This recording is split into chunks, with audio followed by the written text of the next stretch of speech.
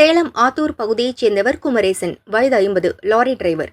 அதே பகுதியைச் சேர்ந்த 35 வயது பெண்ணுடன் ரகசிய தொடர்பில் இருந்துள்ளார். பெண்ணின் கணவர் வேலைக்கு சென்ற நேரங்களில் குமரேசன் அடிக்கடி பெண்ணின் வீட்டிற்கு சென்று பெண்ணுடன் உல்லாசமாக இருந்துள்ளார்.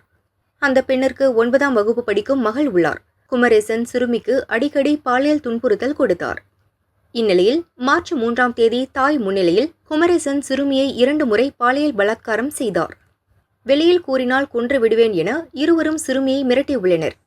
சிறுமி மறுநாள் பள்ளிக்கு சென்று ஆசிரியையிடம் நடந்ததை கூறி கதறினார்.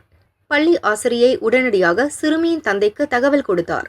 தந்தை ஆத்தூர் மகளிர் போலீஸ் ஸ்டேஷனில் புகார் கொடுத்தார். விசாரணையில் தாயின் உதவியுடன் குமரேசன் சிறுமியை பலமுறை பலாத்காரம் செய்தது உறுதியானது. சிறுமியின் தந்தை லாரி ஓட்டுவதற்கு வெளியூர் செல்லும் போதெல்லாம் இந்த கொடூரம் நிகழ்ந்துள்ளது. சிறுமியின் தாய் மற்றும் குமரேசனை போலீசார் போக்சோ சட்டத்தில் கைது செய்தனர். கள்ளக்காதலனுக்காக தனது மகளை பலாத்காரம் செய்ய அனுமதித்த தாயின் கொடூர செயல் பெரும் அதிர்ச்சியை ஏற்படுத்தியுள்ளது.